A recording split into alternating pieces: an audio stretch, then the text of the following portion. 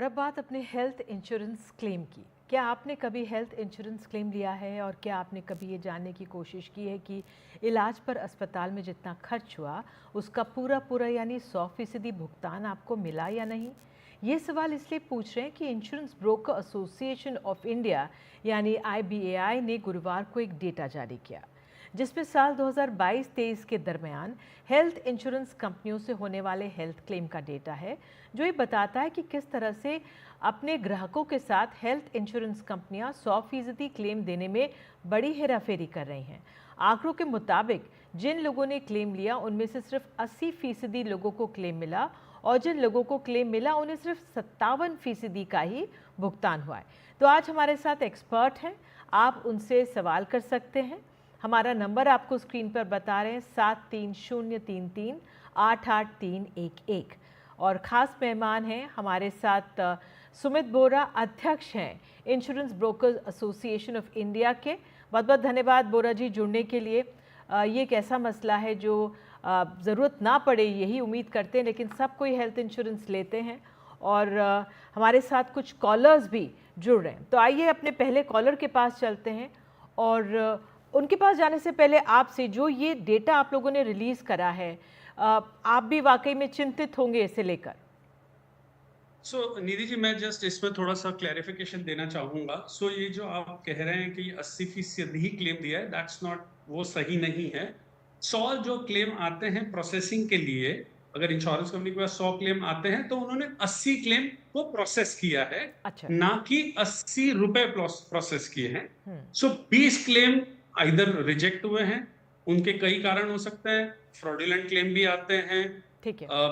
वो पॉलिसी में उसकी बैठते नहीं है तो उनको नहीं प्रोसेस किया जा सकता है। तो वो तरीके के जो 20% क्लेम होते हैं जो पे नहीं होते हैं। अच्छा, ओके। तो कुल मिलाकर जो आप कह रहे हैं कि ऐसा इतनी खराब स्थिति नहीं है। एब्सोल्युटली, इतनी खराब स्थिति। दो तरीके का हमने डेटा जारी किया है जी। एक है कि दो टाइप की चीजें होती है। एक है कि इंश्योरेंस कंपनी के पास 100 क्लेम आए, उन्होंने कितने क्लेम को प्रोसेस किया। अगर हम कह रहे हैं कि उन्होंने 95% एफिशिएंसी है तो उन्होंने 95% क्लेम्स को प्रोसेस किया, 5% क्लेम को रिजेक्ट किया होगा। उसके कई कारण हो सकते हैं, वो फ्रॉड हो सकता है, वो पॉलिसी के दरमियान नहीं बैठ सकता है, उसकी वजह से वो क्लेम पास नहीं हुआ। दूसरा, अमाउंट। जो क्लेम अगर 100 रुपए का आया है तो 100 रुपए में से उन्होंने कितने रुपए दिए हैं। तो किसी ने 57 रुपए दिए हैं, किसी ने 60 रुपए दिए हैं, किसी ने 65 रुपए दिए हैं। बट क्लेम तो दो ज्यादा का तरीके के किया अमाउंट जाता हमने है। जारी जी किए हैं। जी, जो क्लेम है फिर वो तो ज्यादा का किया जाता है यहीं पे। तो जो इंश्योरेंस लेने वाला है वो परेशान होता है। तो बसंत कुमार प्रयागराज से हमारे साथ हैं। जी बसंत जी, पूछिए अपना सवाल। हाँ जी मैम, मैं ये पूछना चाहता हूँ कि मेरी बेटी का था क्लेम मैंने दिया था और लड़के का था तो हॉस्पिटलाइज था तो वहाँ का तो पेड हुआ था। उसके बाद लगभग 50,000 नियर अबाउट मैंने और रिसिप्ट भेजा था। बाद में मेडिसिन का जो था उसको रिजेक्ट कर दिया गया था। बार बार बहाने पे बहाने लगाते हैं कि ये नहीं है, मोहर नहीं लगी है, साइन नहीं है, ये है, ऐसा है। और बेटी का जहाँ तक है, बेटी का मैंने जब दिया तो उसमें ये कहा गया कि ये बीमारी में एडमिट करने की जरूरत नहीं थी। तो मैंने डॉक्टर से फिर से लिखवाया, मतलब उनसे मिले, उसके बाद उन्होंने लिख कर दिया कि भाई ये जरूरत थी। इसलिए मैं ये जानना चाहता हूँ कि अगर डॉक्टर ने एडमिट किया, मैंने तो पेमेंट किया, अगर गड़बड़ है तो फिर डॉक्टर है, उसकी डिग्री जानी चाहिए, उसके ऊपर क्लेम होना चाहिए। मेरा पैसा क्यों न मिले अगर गलत है तो? हेलो। आपकी बात सही है। अगर अस्पताल में भर्ती किया गया है और डॉक्टर की सहमति से भर्ती किया गया, और डॉक्टर बेस्ट जज होता है ये बताने के लिए कि पेशेंट को एडमिट करना है कि नहीं करना है, तो इंश्योरेंस कंपनी ने उस क्लेम का भुगतान करना चाहिए। बिकॉज आप इतनी क्षमता नहीं रख सकते हैं कि आप जांच करें, आप अस्पताल से लड़ाई करें और जाने कि वो क्लेम पेएबल है कि नहीं है। मैं आपके साथ हूं। दूसरी बात जो आपने की कि जो पोस्ट हॉस्पिटलाइजेशन बोलते हैं, जो हॉस्पिटल से बाहर निकलने के बाद हम दवाइयों पे जो खर्चा करते हैं या फिर टेस्ट करते हैं या डॉक्टर के पास जाते हैं, तो जनरली 60 दिन तक के जो उसके बाद के बिल होते हैं वो इंश्योरेंस कंपनी ने देना चाहिए। जरूर ये आपके साथ जो जिस तरीके से इंश्योरेंस कंपनी का बिहेवियर है वो सही नहीं है। अगर आपने डॉक्यूमेंट्स सही दिए हैं, सब सही है, तो आपको क्लेम मिलना चाहिए। अगर आपको क्लेम नहीं मिलता है तो आप उनके ग्रीवियंस डिपार्टमेंट में कंप्लेन कर सकते हैं। उसके बावजूद अगर आपको क्लेम नहीं मिलता है, so there is somebody called ombudsman, जो हर एक स्टेट में होता है ओम्बड्समैन। आप उनको भी ईमेल लिख के आपकी शिकायत दर्ज करवा सकते हैं और आपका क्लेम जरूर मिलेगा वहां से। बिल्कुल बोरा जी, बात यही होती है कि एक तो आप अपने मरीज परिजन की बीमारी से जूझ रहे होते हैं, फिर क्लेम की ये इतनी पेचीदा, वो कह रहे हैं कि कहीं पे मुहर, कहीं पे साइन, और यही जो है सिस्टम को यही सुधारना है। एक और हमारे साथ आ गए हैं संजीव जी हैं, संजीव कुमार मिश्रा हैं इलाहाबाद से, प्रयागराज से। जी संजीव जी। मैं संजीव कुमार मिश्रा बोल रहा हूँ। मेरी वाइफ की उम्र है 50 साल और मेरी है 60 साल। मैं हेल्थ इंश्योरेंस कराने जाता हूँ तो करते नहीं है, बोलते आयुष्मान योजना ले लो, वहाँ कहते 25,000 रुपया दो तो आयुष्मान योजना का कार्ड दे। अब मैं क्या करूँ बताइए, कहाँ जाऊँ मैं इस उम्र में? सॉरी, आपकी उम्र क्या है, वापस बताएंगे? मेरी उम्र है 60 साल की, वाइफ की है 50 साल की। तो आपको कोई भी सरकारी या निजी कंपनी इंश्योरेंस दे सकती है, उसमें कोई दिक्कत नहीं दे रहा है। आप कोई भी इंश्योरेंस ब्रोकर या इंश्योरेंस एजेंट के पास जाइए, वो आपको सही तरीके से गाइड करेगा और आपको पॉलिसी दिलवा देगा। नहीं सर, मैं कई जगह गया, हमको कोई नहीं गाइड नहीं किया। बोले कि आप आयुष्मान ले लीजिए, बोले 25,000 दीजिए तो आयुष्मान कार्ड आपका बनवा दूंगा। पैसा होता तो मैं आपके पास आता ही क्यों?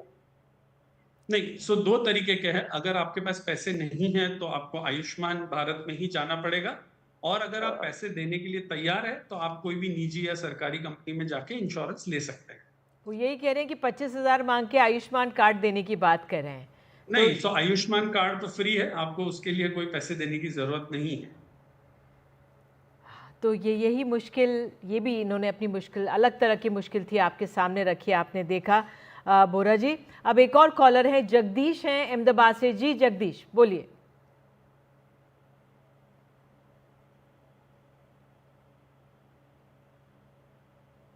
जगदीश जी बोलिए, अपनी बात रखिए सामने। ठीक है। तो आपने सुना बोरा जी, अभी कॉलर, इनका आवाज़ नहीं आ पा रही थी। आपको क्या लगता है, जो ये बेसिक समस्या है, उम्र हो गई है, अब वो कह रहे हैं कि नहीं आप ये मत लीजिए, आपको कोई नहीं देंगे, बिकॉज अगर आप लेट उम्र में 60 साल में अगर इंश्योरेंस क्लेम करना चाहते हैं तो लेना चाहते हैं पॉलिसी, तो काफ़ी टेस्ट वगैरह भी होते हैं, और अगर आप एक छोटे ऐसे राज्य से हैं तो बुजुर्गों की मुश्किल थोड़ी बढ़ जाती है।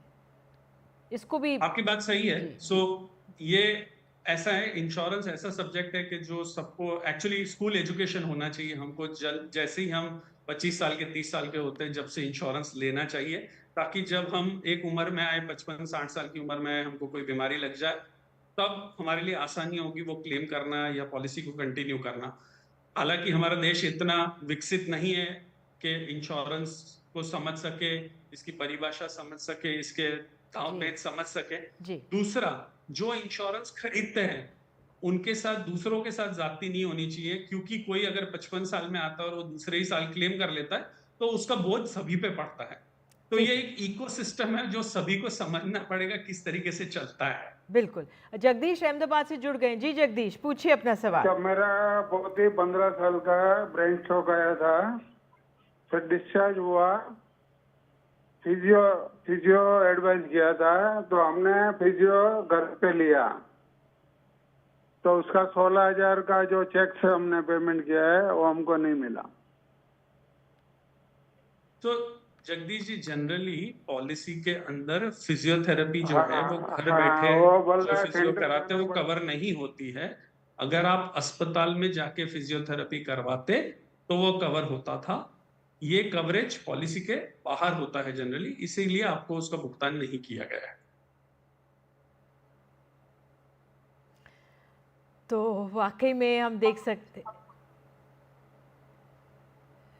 ठीक है, तो आपने बताया फिजियोथेरेपी नहीं होती, क्योंकि जब इंश्योरेंस कोई लेता है तो क्या पता कह देते हों कि ये सब कवर होगा, और फिर जो बेचारा क्लेम लेता है वो परेशानी में जूझता है। बहरहाल आप हमारे साथ जुड़े बोरा जी, बहुत बहुत धन्यवाद। कुछ लोगों की हमने बात सुनी। यही मुश्किल है कि अभी ये एक ऐसा सेक्टर है जिससे हमें बहुत गहराई से समझने की ज़रूरत है।